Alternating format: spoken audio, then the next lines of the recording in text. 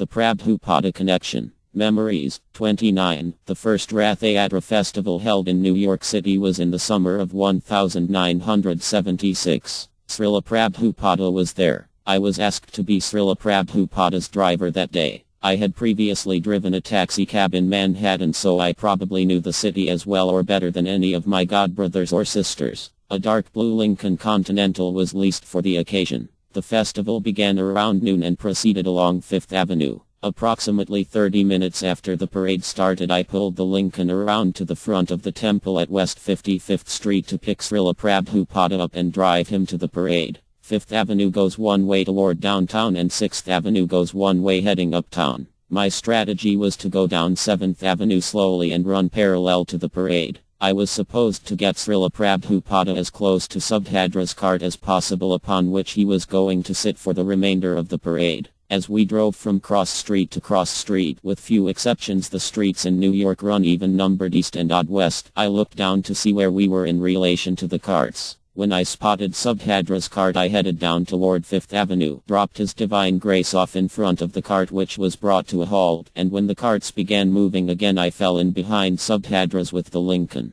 During the drive from the temple to the Rath Yatra procession, Srila Prabhupada was asking what the plans were for the day. He was informed that the parade was going to end at Washington Square Park, where a festival would be held for the remainder of the day and where thousands of people would be gathered to listen to Srila Prabhupada speak. Prabhupada sat silently for a few minutes and then began reminiscing how when he first arrived in New York he would go to the park, Tompkins Square, and hold curtain, but very often the police would come and break it up and force him to move. And now, just see, by Krishna's grace the park was reserved for Lord Chaitanya's Sankirtan movement, and so many people were going to be there to hear him speak about Krishna consciousness. To say the least, Srila Prabhupada was very pleased. One other quick memory that comes to mind: when Srila Prabhupada visited our ISKCON press in Boston the early part of 1970, we gave him a tour of all our facilities. When he saw the big used Chief 29 offset printing press, he told us how his Guru Maharaja, Srila Bhaktisiddhanta Sarasvati Thakur, called the press the Big Mridanga. He then said that our printing press was the heart of our ISKCON movement. I was moved to say, "Srila Prabhupada, you are the heart of ISKCON."